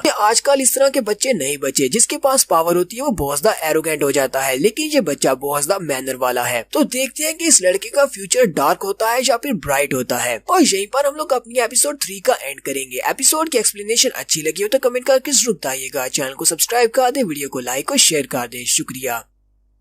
तो गाइस कैसे हैं आप सब लोग? Dark level spirit martial artist की एपिसोड 4 के साथ हाजिर हूँ। तो डार्क स्पिरिट की लास्ट एपिसोड के एंड पे हमने देखा था हमारा लिन फेंग लाइब्रेरी के अंदर से अपने लिए 2 सूटेबल मार्शल आर्ट्स की टेक्निक्स को चूज कर लेता है और उनको चूज करने के बाद जब वो बाहर आता है तो वहाँ पर एक मास्टर होते हैं जो उसे अपने बेल्ट के अंदर से अपनी तलवार निकाल कर देते हैं और कहते हैं तुम्हारे अंदर काफी ज्यादा पोटेंशियल है, दोनों मार्शल आर्ट्स के स्किल जो तुमने चूज किए हैं ये भी काफी अच्छे हैं, जाओ जाकर इनकी प्रैक्टिस करो, मैं देखना चाहता हूँ कि तुम फ्यूचर में कितना ज्यादा ग्रो करते हो। इस एपिसोड की शुरुआत में लिन फेंग को दिखाते हैं जो कि पहाड़ी इलाके में चला जाता है और वहाँ पर जाकर एक क्लिफ के ऊपर ट्रेनिंग कर रहा होता है। वहाँ पर लगातार 7 दिन तक ट्रेनिंग करने के बाद उसने अपनी इस ड्रासवर्ड मेथड को मास्टर कर लिया है। हालांकि उसने उसे हाई लेवल तक मास्टर नहीं किया, लेकिन फिर भी उसकी टेक्निक काफी ज्यादा अच्छी हो चुकी है। वो अपनी तलवार को स्पीड से निकालता है तो सामने एक बहुत ही जबरदस्त स्ट्राइक लगाता है कि सामने के क्लिफ के ऊपर एक कट लगा देता है। लिन फेंग कहता है तो फाइनली मैंने इसको मास्टर कर ही लिया, लगता है कि यहाँ पर ट्रेनिंग करने से मेरी कल्टीवेशन भी काफी अच्छे से बढ़ी है। फिर वो कहता है अब मैं काफी ज्यादा थक चुका हूँ, अब मुझे जल्दी से जाकर कोई ऐसी जगह ढूंढनी होगी जहाँ पर मैं जाकर रेस्ट कर सकूं। इस वक्त मेरी पूरी बॉडी में दर्द हो रहा है और वो जल्दी से क्लिफ के ऊपर से नीचे जंप लगाता है। जैसे वो वहाँ से नीचे उतरता है तो साइड पर उसे काफी सारी चट्टानें दिखाई देती हैं। उन्हीं चट्टानों के बीच में उसे एक कैनियन दिखाई देती है, यानी एक वैली दिखाई देती है। वो कहता है चलो चल के उसको देखते हैं, शायद उसके अंदर कोई छोटा पॉन्ड मिल जाए जिसके अंदर मैं नहा सकता हूँ। और वो चलता हुआ उस कैनियन के अंदर चला जाता है। जैसे वो वहाँ पर पहुँचता है तो वहाँ पर हॉट स्प्रिंग्स होते हैं, वहाँ पर गर्म पानी का पॉन्ड होता है। लिन फेंग कहता है मेरी किस्मत तो बहुत ज्यादा अच्छी है, अब मुझे अपने मसल्स को रिलैक्स करने के लिए गर्म पानी की ही जरूरत थी। वो जल्दी से अपने कपड़े उतार देता है और पानी के अंदर बैठ जाता है और कहता है यहाँ पर पानी तो काफी ज्यादा गर्म है, लेकिन फिर भी मुझे काफी अच्छा महसूस हो रहा है। लिन फेंग वहाँ पर पानी में बैठे बैठे अपनी टेक्निक्स के बारे में सोच रहा था। लिन फेंग कहता है मेरे पास जो डार्क स्पिरिट है मैंने इसको अपनी बॉडी के अंदर स्टेबल किया हुआ है, उसी की वजह से यहाँ पर ड्रासवर्ड स्किल और साथ में फ्लीटिंग शैडो स्किल, इन दोनों स्किल्स को मास्टर कर पाया हूँ। अगर मैं इसी तरह अपनी डार्क स्पिरिट को अपनी बॉडी के अंदर स्टेबल रख पाया तो बहुत ही जल्दी मैं इनको हाई लेवल तक मास्टर कर पाऊंगा। लिन फेंग कहता है लेकिन मैं अपनी डार्क स्पिरिट को इस तरह कॉमनली यूज नहीं कर सकता क्योंकि इसमें मेरी बहुत सारी स्पिरिचुअल एनर्जी जाया होती है, इसलिए सिर्फ स्पेशल केसेस में इसको यूज किया जाएगा। इसके अलावा मुझे लोगों के सामने इस बात को भी छुपाना होगा कि मुझे ड्रासवर्ड स्किल मेथड आता है। ये वाला मेथड एक सरप्राइजिंग स्किल है, अगर किसी ने भी इस मेथड को देख लिया तो मैं दोबारा इस मेथड के साथ उसके ऊपर अटैक नहीं कर पाऊंगा, मेरा सरप्राइज आइटम जाता रहेगा। इसलिए मुझे अपनी फैमिली टेक्निक 9 हैवी वेव्स को ही यूज करना पड़ेगा। फिर साथ ही उसकी उसकी नजर सामने की तरफ पड़ती है तो वहाँ पर धुंध के अंदर उसे एक लड़की दिखाई देती है। वो कहता है मुझे तो लगा था कि शायद मैं इस पॉन्ड के अंदर अकेला हूँ। जल्दी से अपनी आंखों को कवर करता है और कहता है जहाँ पर तो एक लड़की भी नहा रही है, मुझे लगता है ये गलत है, मुझे जल्दी से यहाँ से चले जाना चाहिए वरना वो लड़की मेरे बारे में क्या सोचेगी। हमारा लिन फेंग जल्दी से पानी से बाहर निकलता है और अपने कपड़े पहन लेता है। लेकिन जैसे वो अपने कपड़े पहनकर वहाँ से जाने लगता है वो लड़की उसे कहती है कौन है वहाँ पर, यार किसकी इतनी हिम्मत हुई जो यहाँ पर आकर मुझे नहाते हुए देख रहा है। लिन फेंग उसे कहता है प्लीज मुझे माफ करना, मुझे इस बारे में नहीं पता था कि तुम भी इस पानी में नहा रही हो, ये सिर्फ एक गलती है इसलिए मैं यहाँ से जा रहा हूँ। तो जैसे वो वहाँ से जाने लगता है उसी वक्त वो लड़की पीछे से अपने एरो के साथ उसके ऊपर अटैक कर देती है और कहती है तुम्हें क्या लगता है कि मैं तुम्हारी बात पर यकीन करूंगी, तुम एक पीपिंग टॉम हो, तुम यहाँ पर आकर मुझे घूर रहे थे। लिन फेंग बड़ी स्पीड के साथ उसके एरो के अटैक को डॉज करता है और कहता है इसके एरो की स्ट्रेंथ तो बहुत ज्यादा है, अगर मैंने इसके एरो को यहाँ पर डॉज नहीं किया होता तो मैं तो अब तक यहाँ पर मर चुका होता। लिन फेंग उसे कहता है लड़की मैंने तुमसे कहा ना कि ये सिर्फ एक मिसअंडरस्टैंडिंग है, तुम्हें यहाँ पर मेरे पर अटैक करने की जरूरत नहीं है, मैं जानबूझकर यहाँ पर नहीं आया। लेकिन वो लड़की तो उसकी कोई बात सुनने को तैयार ही नहीं है। वो उसे कहती है नहीं तुम यहाँ पर मुझे नहाता हुआ देख रहे थे, अरे हिम्मत कैसे हुई यहाँ पर आकर ये सब कुछ करने की, मुझे तुम्हारी किसी बात पर यकीन नहीं है, अब तुम्हें मरना होगा। और वो फिर से अपने एरो को लोड करती है और उसके ऊपर अटैक कर देती है। उस पॉन्ड के दूसरी तरफ होती है जबकि हमारा हीरो पॉन्ड के इस तरफ होता है। वो अपने एरो से उसके ऊपर अटैक करती है। लिन फेंग अपनी 9 हैवी वेव टेक्निक को यूज करते हुए उसके एरो को वहाँ पर ब्लॉक करने की कोशिश करता है। लिन फेंग कहता है इसके एरो की पावर पहले से ज्यादा बढ़ गई है, अपनी 9 हैवी वेव टेक्निक के साथ इसको यहाँ से दूसरी तरफ रिफ्लेक्ट कर सकता हूँ, उसको ब्लॉक नहीं कर सकता क्योंकि मेरे पास इतनी स्ट्रेंथ नहीं है। फिर साथ ही उसे पुराने लिन फेंग की मेमोरीज में याद आता है यूनहाई सेक्टर में सिर्फ एक ही लड़की है जिसके एरोस इतने ज्यादा पावरफुल है, उसका नाम ल्यूफी है। ये लड़की इस वक्त अपनी 9th की लेयर के ऊपर है, इसी वजह से इसके एरो इतने ज्यादा पावरफुल है। इसके एरोस के अंदर ये एबिलिटी है कि ये अपने टारगेट को लॉक कर सकती है। इसने मुझे यहाँ पर टारगेट के तौर पर लॉक कर लिया तो मुझे अपने स्पेशल मूव को यूज करना पड़ेगा। लिन फेंग जल्दी से ड्रॉ स्वॉर्ड मेथड को यूज करते हुए तलवार को निकाल कर उसके एरो को डिस्ट्रॉय करता है। साथ ही वो उसे कहता है आज के इस वाक्य को मैं अच्छी तरह से याद रखूंगा, मेरा नाम लिन फेंग है। और साथ ही वो वहाँ से अपनी फ्लीटिंग शैडो टेक्निक को यूज करते हुए गायब हो जाता है। कि ल्यूफी भी भागती हुई उसके पीछे आती है। वो कैनियन से बाहर निकलती है तो वहाँ पर कोई भी नहीं होता क्योंकि लिन फेंग वहाँ से भाग चुका होता है। ल्यूफी इस बात से बहुत ज्यादा हैरान होती है और कहती है आज ये लड़का था कौन, इसने मेरे बो एरो को सिर्फ अपनी तलवार के अटैक से ब्लॉक कैसे कर लिया, लेकिन मैंने उसको वहाँ पर तलवार निकालते हुए देखा भी नहीं, क्या उसने तलवार को यूज किया था या फिर अपने हाथ को। तो इस लड़की ने अपना नाम लिन फेंग बताया है तो मैं इसका नाम याद रखूंगी। साथ ही वो चिल्लाकर कहती है चाहे तुम्हारा नाम कुछ भी हो, अगर दोबारा तुमने मेरे सामने आने की हिम्मत की तो उसी वक्त मैं अपने एरोस के साथ तुम्हें वहीं पर मार डालूंगी। तो हमारा लिन फेंग वहाँ से भागने के बाद एक पत्थर के पीछे आकर छुप जाता है और लंबे लंबे सांस ले रहा होता है। लिन फेंग कहता है ये तो बहुत ज्यादा क्लोज रेंज मामला था, लड़की ने तो मुझे वहाँ पर मार ही डाला था। मैंने ल्यूफी के बारे में काफी कुछ सुना है कि ये काफी ज्यादा स्ट्रॉन्ग है, लेकिन ये तो बिल्कुल एक पागल लड़की है। मैंने उसको कहा भी कि मैंने वहाँ पर जानबूझकर ये सब कुछ नहीं किया, लेकिन फिर भी उसने मेरे ऊपर अटैक कर दिया। उसका गुस्सा तो बहुत ज्यादा है। लिन फेंग कहता है इस वक्त मेरा लेवल उससे लो है, मैं एक 9th की लेयर के बंदे के साथ फाइट नहीं कर सकता। शुक्र है मैं वहाँ से भाग कर आ गया और अपनी जान बचा ली। मार्शल आर्ट्स की दुनिया तो वाकई में बहुत ज्यादा जालिम है, हमसे कोई ना कोई स्ट्रॉन्ग जरूर होता है। मुझे अपने आप को इतना स्ट्रॉन्ग बनाना होगा कि मुझसे ऊपर कोई भी स्ट्रॉन्ग ना हो, क्योंकि इस वक्त मैं जिस टाइम में हूँ यहाँ पर मार्शल आर्ट्स ही सब कुछ है। अगर आप स्ट्रॉन्ग हैं, आपके सामने वीक मार्शल आर्टिस्ट कुछ भी नहीं है, आप उनको गाजर मूली की तरह काट सकते हैं और कोई भी आपको कुछ भी नहीं कह पाएगा। सभी लोग आपकी इज्जत भी करेंगे। इस लैंड के ऊपर सिर्फ स्ट्रॉन्ग लोगों को ही बोलने, खाने और पीने और जिंदा रहने का हक है। लिन फेंग कहता है लेकिन यहाँ पर मेरा एक बहुत बड़ा ड्रॉबैक ये भी है कि जिस इंसान के ऊपर मैं एक बार अपनी ड्रॉ स्वॉर्ड मेथड को यूज कर लूंगा, अपनी टेक्निक को यूज करूंगा, मैं उसके सामने दोबारा इस टेक्निक को यूज नहीं कर सकता क्योंकि उसे इस टेक्निक के बारे में पता चल जाएगा। वो बड़ी आसानी के साथ मेरे स्किल्स को डॉज कर सकता है। इसलिए मुझे जल्दी से जल्दी कोई ऐसा स्किल सीखना होगा जो कि बहुत ज्यादा स्ट्रॉन्ग हो और जिसे मैं बार बार यूज कर सकूं। लिन फेंग अभी वहीं पर बैठा होता है कि उसी वक्त एक लड़की उसके सामने आती है। लिन फेंग उसकी तरफ देखता है और उसे कहता है क्या हुआ, क्या कोई मसला है। वो लड़की लिन फेंग के पास आती है और उसे कहती है नहीं मेरे साथ कोई भी मसला नहीं है, मैंने देखा कि तुम यहाँ पर बैठे आराम कर रहे हो तो तुम बिल्कुल फ्री हो, तो मैं तुमसे पूछने के लिए आई हूँ क्या तुम्हारे पास थोड़ा सा टाइम है, क्या तुम मेरे लिए एक छोटा सा काम कर सकते हो, क्योंकि हमारे ग्रुप में एक मेंबर की कमी है, क्या तुम उस कमी को पूरा कर सकते हो। लिन फेंग भी उसकी बात सुनने के बाद हैरान होता है। वहीं पर उसके साथ 3 और दोस्त भी होते हैं। तो बाकी के तीनों लड़के उसे कहते हैं हम सभी लोग ब्लैक विंड ब्रिज की तरफ जा रहे हैं, क्या हम लोग वहाँ पर जाकर कुछ डीमन बीस्ट को मारकर उनकी बॉडी के अंदर से क्रिस्टल्स को निकाल सकें। कि तुम यहाँ पर फ्री बैठे हो तो क्यों ना तुम भी हमें ज्वाइन कर लो, हम 5 लोग हो जाएंगे, जितने ज्यादा लोग होंगे उतना ज्यादा आसान रहेगा। ब्लैक विंड माउंटेन काफी ज्यादा खतरनाक है पर हम लोग ज्यादा डीमन बीस्ट को मारकर ज्यादा क्रिस्टल्स ला सकते हैं। अगर तुम हमारे साथ चलोगे तो जितने भी क्रिस्टल्स मिलेंगे हम उन सभी को इवनली डिस्ट्रीब्यूट करेंगे। फेंग उनकी बात सुनने के बाद कहता है वैसे भी तुम्हें यहाँ पर फारिग ही बैठा हूँ, ठीक है ये काफी अच्छी अपॉर्चुनिटी है, ठीक है मैं तुम्हारे तुम्हारे साथ ब्लैक विंड माउंटेन पर चलूंगा और जाकर डीमन बीस्ट को मारने में तुम्हारा साथ दूंगा। साथ ही वो उन्हें अपने नाम के बारे में बताता है। वो उन्हें कहता है मेरा नाम लिन फेंग है। तो उनके साथ एक व्हाइट रोब पहने हुए लड़का होता है। वो उसका नाम सुनते ही कहता है तो क्या तुम्हारा नाम लिन फेंग है? इसके बारे में सुन रखा है, ये तो लिन फैमिली का कचरा है। बाकी के लड़के भी उसकी बात सुनने के बाद काफी हैरान होते हैं। वो लड़का उनसे कहता है मैं तुम लोगों को एडवाइस करता हूँ कि इस लड़के को अपने साथ लेकर ना चलो, तो ये कचरे के अलावा कुछ भी नहीं है। ये हमें भी वहाँ पर होल्ड बैक करेगा। हो सकता है कि इसकी जान बचाते बचाते हम किसी डीमन बीट के हाथों मारे जाएं। लिन फेंग उसे कहता है तुम्हें बकवास करने से पहले सोच लेना चाहिए कि तुम यहाँ पर क्या बात कर रहे हो। तुम यहाँ पर मुझे कचरा कह रहे हो, जबकि तुम्हें अपने बारे में देखना चाहिए। कहीं ऐसा ना हो कि तुम ही यहाँ पर मुझसे ज्यादा बड़े कचरे हो। उस व्हाइट रोब वाले लड़के का नाम जिंग फेंग है। किंग जी उसे कहता है तुम दोनों को यहाँ पर आपस में बहस करने की जरूरत नहीं है। वो जिंग फेंग से भी कहता है जिंग फेंग तुम्हें इस तरह की बात करने की जरूरत नहीं है, हमने इसे इनवाइट किया है तो ये हमारे साथ ही जाएगा। किंग जी लिंग फेंग से कहता है प्लीज ब्रदर इसकी बात को इग्नोर करो। द जिन फेंग ये हम चारों में सबसे ज्यादा स्ट्रॉन्ग है। ये इस वक्त अपनी 9th की लेयर पर है, इसी वजह से ये यहाँ पर ज्यादा एरोगेंटली बिहेव कर रहा है। लिन फेंग उसे कहता है काश ये भी तुम्हारी तरह इतना अच्छा होता जिस तरह तुम पोलाइटली बात कर रहे हो। किंग जी उसे कहता है चलो मैं तुम्हें अपने बारे में बताता हूँ और बाकी सभी के बारे में। वो उसे जिंग फेंग के बारे में बताता है कि ये 9th की लेयर पर नहीं बल्कि 8th की लेयर पर है। मैंने पहले मिस्टेक की है, मुझे हम में से सबसे ज्यादा स्ट्रॉन्गेस्ट है। फिर साथ ही वो उस लड़की के बारे में बताता है कि इसका नाम जिंग जून है। अपने बारे में उसे बताता है कि मेरा नाम किंग जी है और उस बड़े से लड़के के बारे में बताता है कि इसका नाम हान मैन है। लिन फेंग उनसे कहता है मेरा नाम लिन फेंग है और मैं वैसे इतना ज्यादा स्ट्रॉन्ग तो नहीं हूँ, लेकिन वहाँ पर पूरी कोशिश करूंगा कि तुम लोगों का साथ दे सकूं। तो लोग उसे कहते हैं चलो ठीक है, हम लोग जल्दी से अब ब्लैक विंड माउंटेन की तरफ चलते हैं। जितने ज्यादा मॉन्स्टर्स को हम लोग मारेंगे उतना ज्यादा अच्छा रहेगा, ताकि हमें उतने ज्यादा क्रिस्टल्स मिल सके। और वहाँ पर तुम्हें डेंजर महसूस हो तो हमें बताना, हम लोग तुम्हारी जान बचाने के लिए वहाँ पर जरूर आएंगे। तो वो सभी लोग चलते हुए ब्लैक विंड माउंटेन में आगे की तरफ जा रहे होती हैं और रास्ते में उन्हें जितने डीमन बीस्ट मिलती है वो उन सभी को मारते जाते हैं। किंग जी और जिन फेंग वो दोनों काफी ज्यादा स्ट्रॉन्ग होते हैं और वो रास्ते में आने वाले काफी सारे मॉन्स्टर्स को मारते हैं। हान मैन भी एक बड़े से मॉन्स्टर को मारता है। वो उन मॉन्स्टर्स को मारकर उनके क्रिस्टल्स को लेकर अभी आगे की तरफ चलते हुए जा रहे होते हैं। किंग जी कहता है आज तो हम लोग काफी ज्यादा लकी है, हम लोग अभी तक यहाँ तक पहुँचे और हमने 20 क्रिस्टल्स हासिल भी कर लिए हैं। जिंग फेंग उसे कहता है ये सभी तो बहुत ही लो क्वालिटी के क्रिस्टल्स हैं, तुम तो यहाँ पर कुछ ज्यादा ही खुश हो रहे हो, हमें किसी हाई लेवल के मॉन्स्टर को मारकर उसकी बॉडी से क्रिस्टल लेना होगा। किंग जी उसे कहता है हम लोग इन क्रिस्टल्स को बेचकर अपने लिए कुछ इनहेंसमेंट पिल्स ले सकते हैं, हमारे लिए तो इतना ही काफी है। और वैसे भी हमें ज्यादा आगे नहीं जाना चाहिए, क्योंकि अगर यहाँ पर कोई हाई लेवल का मॉन्स्टर निकल आया तो हम लोग उसे हैंडल नहीं कर पाएंगे, हम सभी लोग इतने स्ट्रॉन्ग नहीं है। अनमैन कहता है हमें डरने की क्या जरूरत है, जबकि ब्रदर जिन फेंग हमारे साथ है, ये 8th की लेयर पर है, हाई लेवल के मॉन्स्टर को तो आसानी से मार सकता है। इसी वक्त उन्हें ग्राउंड के हिलने की आवाज आती है। वो सभी लोग पीछे की तरफ देखते हैं तो वहाँ पर जंगल के अंदर से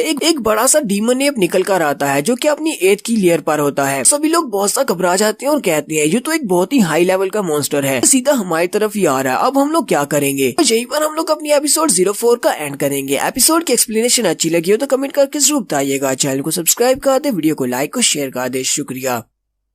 तो गाइस कैसे हैं आप सब लोग, डार्क स्पिरिट की एपिसोड 5 के साथ हाजिर हूँ। अगर अभी तक आपने मेरे चैनल को सब्सक्राइब नहीं किया हुआ तो जल्दी से चैनल को सब्सक्राइब कर दे, वीडियो को लाइक और शेयर कर दे। शुक्रिया। लास्ट एपिसोड के एंड पे हमने देखा था इनफैक्ट 4 लोगों के ग्रुप के साथ ब्लैक विंड माउंटेन की तरफ जाता है, जहाँ पर वो लोग डीमन बीस्ट का शिकार कर रहे हैं। वहीं पर एक बड़ा सा डीमन एप निकल आता है जो कि 8th लेवल पर होता है, क्योंकि वो एक हाई लेवल का मॉन्स्टर है। और ये सभी लोग बहुत सा घबरा जाते हैं कि अब हम लोग क्या करेंगे, इस डीमन एप को कैसे मारेंगे। अनमैन क्योंकि अपनी 7th की लेयर पर है, वो जिंग फेंग से कहता है ब्रदर जिन फेंग लगता है कि यहाँ पर हमें तुम्हारी जरूरत है, चलो जल्दी से आगे बढ़ो और हमारी हेल्प करो, क्योंकि हम सभी लोग तो लो लेवल हैं, हम लोग इस मॉन्स्टर को नहीं हरा पाएंगे। लेकिन जिन फेंग आगे बढ़ने की बजाय लिन फेंग से कहता है लिन फेंग मुझे लगता है कि तुमने अभी तक किसी भी डीमन बीस्ट को नहीं मारा, मैं भी तो यहाँ पर कुछ ना कुछ कंट्रीब्यूट करना चाहिए। अगर तुम किसी डीमन बीस्ट को नहीं मारोगे तो हम तुम्हें यहाँ पर इक्वली हिस्सा कैसे दे सकते हैं। हमने कहा था कि तुम यहाँ पर अपना बेस्ट करोगे, चलो ठीक है ये वाला डीमन एप तुम्हारा, जाओ जाकर इस डीमन एप को मारो। किंग जी से कहता है ब्रदर जिन फेंग ये तुम किस तरह की बात कर रहे हो, तुम्हें अच्छी तरह से पता है कि लिन फेंग अभी सिर्फ 7th लेयर पर है, एक बड़े से डीमन एप को नहीं मार पाएगा। हमारे ग्रुप में सिर्फ एक तुम ही हो जो कि एक डीमन एप के साथ फाइट कर सकती हो। लिन फेंग किंग जी से कहता है तुम्हें इससे बहस करने की जरूरत नहीं है, मैं इससे फाइट करूंगा। किंग जी से कहता है अच्छा ठीक है, अगर तुम इससे फाइट करने के लिए जाने वाले हो तो मैं भी तुम्हारे साथ चलूंगा। हान मैन उसे कहता हाँ मैं भी तुम्हारे साथ ही चलूंगा। सभी लोग मिलकर फिर इस डीमन एप का मुकाबला करते हैं, अगर जिन फेंग यहाँ पर हमारा साथ नहीं देगा। लिन फेंग उनसे कहता है मैं तुम सभी के ऑफर्स को बहुत ज्यादा अप्रिशिएट अप्रिशिएट करता हूँ, लेकिन मैं कभी भी कोई ऐसी बात नहीं करता जिसको मैं पूरा नहीं कर सकता। मुझे अपने पर पूरा भरोसा है कि मैं इस बड़े से डीमन एप को अकेले मार सकता हूँ, इसलिए मैं अकेले ही जा रहा हूँ। और वो बड़ी स्पीड से आगे बढ़ता और कहता है, ये बड़ा सा डीमन एप तो मेरे सामने कुछ भी नहीं है, ये तो बस एक छोटा सा बंदर है जिसे मुझे मारना है। चलो जल्दी से देखो मैं कैसे इसको मारता हूँ। तो लिन फेंग उस बड़े से डीमन एप के सामने खड़ा हो जाता है और कहता है, चलो देखते हैं कि मैंने कितनी ज्यादा ट्रेनिंग की है। वो यहाँ पर अपनी 9 हैवी वेव्स टेक्निक को यूज करने वाला है। तो लिन फेंग यहाँ पर अपनी 9 हैवी वेव्स टेक्निक को यूज करते हुए अपनी पावर को सामने की तरफ रिलीज करता है और डीमन एप को एक बहुत ही जबरदस्त झटका लगता है। इससे डीमन एप भी पीछे की तरफ गिरने लगता है। लिन फेंग भी इस बात से काफी ज्यादा हैरान होता है और कहता है, इस लड़के ने अपनी पाम टेक्निक के साथ ही एक बड़े से डीमन एप को सप्रेस कर लिया, लेकिन ऐसा कैसे हो सकता है। डीमन एप फिर से सामने खड़ा होता है और अपना मुंह खोलकर एक जबरदस्त धाड़ लगाता है। किंग जिन चिल्लाकर उसे कहता है, ब्रदर लिन फेंग सामने की तरफ देखो, वो फिर से तुम्हारे पर अटैक करने लगा है। लिन फेंग कहता है, तो इसका मतलब इससे पहले कि ये मेरे पर अटैक करे मुझे इसको मारना होगा। तो बड़ी जल्दी से जंप करते हुए ऊपर चला जाता है और फिर से अपनी 9 हैवी वेव टेक्निक को यूज करते हुए उसके ऊपर जगह जगह के ऊपर अपनी पाम से अटैक करता है। वो उसके ऊपर इतने ज्यादा अटैक्स करता है कि डीमन एप नीचे गिर जाता है और नीचे गिरकर वो वहीं पर मर जाता है। तो लिन फेंग भी नीचे उतर आता है और उसके मरने के बाद कहता है, चलो जल्दी से इसकी बॉडी के अंदर से इसका क्रिस्टल निकाल लो, मैंने इसको मार दिया है। वो सभी लोग बहुत ज्यादा हैरान होते हैं। हान मैन कहता है, ब्रदर लिन फेंग तुम तो एक मॉन्स्टर हो। किंग जी उसकी तारीफ करते हुए कहता है, तुमने अभी भी यहाँ पर अपनी फैमिली की स्पेशल टेक्निक 9 हैवी वेव्स को यूज किया है कि हवा तो अभी तक यहाँ पर ब्लो हो रही है, कि तुम्हारी ये टेक्निक बहुत ज्यादा फास्ट और पावरफुल है। हान मैन बहुत ज्यादा खुश होता है और कहता है, जबकि ब्रदर लिन फेंग यहाँ पर एक 8th लेवल के डीमन एप को मार सकता है, तो इसका मतलब हमें और ज्यादा परेशान होने की जरूरत नहीं है। जब तक हमारा सामना एक 9th लेवल के बीच के साथ नहीं होता तब तक हम लोग सेफ हैं। जबकि जिन फेंग इस बात से जरा भी खुश नहीं होता। वो कहता है, इस लड़के का सामना किसी ऐसे डीमन एप के साथ हुआ है जिसे आगे से फाइट बैक करना नहीं आता था, इसीलिए इसने इस डीमन एप को हरा दिया। हम लोगों को यहाँ पर ज्यादा खुश होने की जरूरत नहीं है। हान मैन उसे कहता है, ब्रदर जिन फेंग तुम्हें यहाँ पर ये बात नहीं करनी चाहिए, ब्रदर लिन फेंग काफी स्ट्रॉन्ग है। किंग जी भी उसे कहता है, तुम भी इसे यहाँ पर कचरा कह रहे थे, लेकिन ये तो बिल्कुल भी कचरा नहीं है, ये तो बहुत ज्यादा स्ट्रॉन्ग है, हम सभी से ज्यादा स्ट्रॉन्ग है। पता है कि तुम्हें कोई बहुत बड़ी गलतफहमी हुई है। लिन फेंग उनकी बात सुनने के बाद कहता है, तुम लोग यहाँ पर मेरी कुछ ज्यादा ही तारीफ कर रहे हो, मुझे लगता है कि ये डीमन एप इतना स्ट्रॉन्ग नहीं था, इसी वजह से मैंने इसको हरा दिया। तो हम लोग जल्दी से आगे बढ़ते हैं और कुछ और डीमन एप्स को मारते हैं। उसी वक्त उन्हें वहाँ पर बहुत ज्यादा प्रेशर महसूस होता है। वो सभी लोग अपने आसपास देखते हैं और कहते हैं, ये अचानक से इतना ज्यादा प्रेशर कहाँ से आ रहा है। जिन फेंग भी उन सभी से कहता है, तुम सभी को अचानक से क्या हो गया, तुम सभी लोग इतनी ज्यादा सरप्राइज क्यों फील हो रहे हो। वो लोग जैसे पीछे की तरफ देखते हैं तो वहाँ पर एक 9th लेवल का बीस्ट होता है। तो इस डीमन बीस्ट का नाम नेदर वुल्फ होता है, जो कि एक 9th लेवल का बीस्ट है। सभी लोग बहुत ज्यादा हैरान होते हैं और कहते हैं, ये नेदर वुल्फ ये इतना ज्यादा क्लोज कैसे आ गया, हमें पता भी नहीं चला और ये हमारे करीब पहुंच आया है। अनमैन कहता है, ये वाले नेदर वुल्फ बहुत ज्यादा जालिम होते हैं, क्योंकि ये एक 9th लेवल का डीमन बीस्ट है, इसी वजह से ये कहीं पर भी किसी जगह पर भी अपीयर हो जाते हैं। इन्हें अपने कार को टॉर्चर करना बहुत ज्यादा पसंद है। तो उसी वक्त जिन फेंग चिल्लाकर उन चारों से कहता है, तुम सभी लोग जल्दी से यहाँ पर आओ, मुझे कवर करो, मैं कोई ना कोई तरीका सोचता हूँ इसको मारने का। उनसे कहता है, चलो जल्दी से वहाँ पर जाकर उस मॉन्स्टर के साथ फाइट करो, तक मैं अपनी पावर्स को गैदर कर लूँ। लेकिन उनमें से कोई भी आगे नहीं बढ़ता, क्योंकि लिन फेंग उनके सामने खड़ा होता है। वो उनसे कहता है, तुम सभी लोग आगे क्यों नहीं बढ़ रहे। लिन फेंग कहता है, मैंने इन सभी को यहाँ पर रोका है, मैं नहीं चाहता कि ये सभी जाकर नेदर वुल्फ के साथ फाइट करें। मुझे लगता है कि तुम यहाँ पर हम सभी को बलि का बकरा बनाना चाहती हो। तुम हम सभी को, जो कि बहुत ज्यादा कमजोर हैं, ऊपर उस मॉन्स्टर के साथ फाइट करने के लिए भेज रहे हो, ताकि तुम यहाँ से आसानी से भाग सको। जैसा कि हम सभी ने यहाँ पर देखा कि मैं अपनी 7th की लेवल पर होने के बावजूद एक 8th लेवल के डीमन एप को मार सकता हूँ। तुम क्योंकि अपने 8th की लेवल पर हो, तो तुम एक 9th लेवल के नेदर वुल्फ को तो आसानी से मार सकते हो, जाओ और अकेले जाकर इससे फाइट करो। लिन फेंग उसे कहता है, तो तुम्हें क्या लगता है कि मैं एक नेदर वुल्फ को नहीं मार सकता। और वो वहीं पर अपनी पावर्स को रिलीज करता है और कहता है, चलो मैं तुम्हें दिखाता हूँ कि 8th की लेवल पर होना कितना पावरफुल होता है। वो उस नेदर वुल्फ के ऊपर अटैक करता है, लेकिन नेदर वुल्फ बड़ी स्पीड के साथ उड़ता हुआ उसके अटैक को अवॉइड कर लेता है। जिन फेंग कहता है, ये मॉन्स्टर तो बहुत ज्यादा फास्ट है, मैं अपनी इस एनर्जी के साथ इसके ऊपर अटैक नहीं कर पा रहा। नेदर वुल्फ उसके ऊपर अटैक करने के लिए आगे बढ़ता है। जिन फेंग अपनी एनर्जी की बनी हुई एक बड़ी सी तलवार के साथ उसके अटैक को वहाँ पर ब्लॉक करता है, फिर साथ ही अपनी तलवार को उसके ऊपर स्ट्राइक बनाकर एक स्ट्राइक लगाता है। वो नेदर वुल्फ जल्दी से पीछे की तरफ हट जाता है, लेकिन वो नेदर वुल्फ पीछे हटने के बाद बड़ी स्पीड के साथ आगे की तरफ बढ़ता है और जिन फेंग की बॉडी के आर पार हो जाता है। वो उसकी बॉडी को जख्मी करके आगे गुजर जाता है। किंग जी कहता है, हमारा जिन फेंग भी एक नेदर वुल्फ के सामने नहीं टिक पाया, हालांकि वो एक 8th लेवल का मास्टर है, लेकिन फिर भी इसके सामने नहीं टिक पाया। अब हम लोग यहाँ पर क्या करेंगे। हान मैन उसे कहता है, अगर हम सभी लोग मिलकर इसके ऊपर अटैक करें तो मुझे लगता है कि हम इसको मार सकते हैं। लिन फेंग कहता है, किंग जी क्या तुम्हें इस नेदर वुल्फ की कमजोरी के बारे में पता है कि इसकी वीक स्पॉट क्या है। किंग जी थोड़ी देर सोचने के बाद उसे कहता है, मुझे सोचने दो, मुझे इसकी वीकनेस के बारे में शायद पता होगा। मैंने एक बीस्ट गाइड बुक के अंदर इसके बारे में पढ़ा था कि नेदर वुल्फ के अटैक्स बहुत ज्यादा पावरफुल होते हैं, लेकिन इसकी एक वीकनेस भी होती है, इसकी गर्दन इसकी कमजोरी है। अगर हम इसकी गर्दन के ऊपर अटैक करेंगे तो हम लोग आसानी से इसको मार सकते हैं, कि ये अपनी गर्दन के ऊपर कभी भी अटैक नहीं करने देता। ये अपने पंजों को सामने की तरफ रखता है ताकि कोई इसकी गर्दन तक पहुंच ना सके। लिन फेंग जल्दी से आगे बढ़ता है और उसे कहता है चलो देखते हैं क्या है इसके पंजे ज्यादा तेज हैं या फिर मेरी तलवार ज्यादा तेज है। इसकी गर्दन के ऊपर अटैक करने वाला हूँ। और लिन फेंग बड़ी स्पीड के साथ अपनी ड्रॉसवर्ड मेथड को यूज करते हुए तलवार को निकालकर ऊपर की तरफ गुजर जाता है। साथ ही वो अपने फ्लीटिंग शैडो मूव को भी यूज कर रहा होता है। लिन फेंग नीचे की तरफ से ऊपर की तरफ जंप लगाता है और अपनी तलवार के साथ उसकी गर्दन के आर पार हो जाता है। सिर्फ एक ही स्ट्राइक के साथ उसने यहाँ पर एक 9th लेवल के नेदर वुल्फ को मार दिया है। हानमैन ये देखने के बाद बहुत ज्यादा हैरान हो जाता है और कहता है ये कैसे हो सकता है, मैंने पहले भी कहा था लिन फेंग एक मॉन्स्टर है, इसने सिर्फ एक ही स्ट्राइक के साथ 9th लेवल के बीस्ट को मार दिया। और इस बार तो इस लड़के ने यहाँ पर अपनी मार्शल आर्ट्स के स्किल्स को भी नहीं यूज किया। तो लिन फेंग भी उनके पास वापस आकर उनसे कहता है मुझे लगता है कि ये नीदर वुल्फ भी इतना ज्यादा स्ट्रॉन्ग नहीं है, बिल्कुल उस डीमन एप की तरह। ये सारे डीमन मॉन्स्टर्स तो बहुत ज्यादा कमजोर हैं। किंग जी उसे कहता है लिन फेंग क्या तुमने यहाँ पर अभी एक स्वर्ड मार्शल आर्ट्स टेक्निक को यूज किया है, लेकिन हम लोग तो कुछ भी देख नहीं पाए कि तुमने कौन सी टेक्निक को यूज किया। लिन फेंग उसे कहता है नहीं ये कोई मार्शल आर्ट्स नहीं थी, बल्कि ये तो एक तलवार के रिलेटेड स्किल था जिसे मैंने अभी यूज किया है। तो हानमैन उस नेदर वुल्फ की बॉडी के अंदर से उसका क्रिस्टल निकाल लाता है और उसे कहता है अब जबकि इस बड़े से नेदर वुल्फ को तुमने मारा है, नेदर वुल्फ के क्रिस्टल को भी तुम रख सकते हो, तुम इसको रख लो। बाकी ये भी उसे कहते हैं हाँ तुम इस क्रिस्टल को रख सकते हो। लिन फेंग उनसे कहता है नहीं हम लोग इस क्रिस्टल को आपस में इक्वली डिस्ट्रीब्यूट करेंगे, मैं इस क्रिस्टल को ऐसे ही नहीं रख सकता। क्या हम सभी लोगों ने यहाँ पर आने से पहले डिसाइड किया था कि यहाँ से जो कुछ भी मिलेगा उसे हम लोग आपस में डिवाइड करेंगे। उसी वक्त उन्हें पीछे से आवाज आती है। जिंग फेंग उनसे कहता है जरा रुको, लगता है कि तुम लोग यहाँ पर मुझे भूल रहे हो। तो जख्मी हालत में वहाँ पर पड़ा होता है। वो उनसे कहता है तुम लोगों को मुझे उठाकर अपने साथ लेकर जाना होगा, मुझे सेफ्टी तक पहुँचा दो, उसके बाद तुम्हें आधे क्रिस्टल्स मुझे देना होंगे। अगर तुम लोग ऐसा नहीं करते तो फिर उसके बाद मैं तुम सभी को मरवा डालूंगा, तुम्हें इसमें से कुछ भी नहीं मिलेगा। तुम सभी लोग अच्छी तरह से जानते हो कि मेरा बड़ा भाई कौन है, तुम मेरे भाई को अच्छी तरह से जानते हो। मेरा भाई ये बात भी जानता है कि मैं इस वक्त तुम्हारे साथ ब्लैकविंड माउंटेन पर आया हूँ, अगर मुझे यहाँ पर कुछ हो जाता है तो मेरा भाई तुम लोगों को नहीं छोड़ेगा। किंग जी कहता है ये तो बहुत ही बुरी खबर है। तो बड़ा भाई जिसका नाम जिंग हाओ है वो इस वक्त 9th लेयर पर है और वो काफी ज्यादा स्ट्रॉन्ग है, हम लोग उसका मुकाबला नहीं कर सकते, ये जैसा कह रहा है हमें बिल्कुल वैसा ही करना पड़ेगा।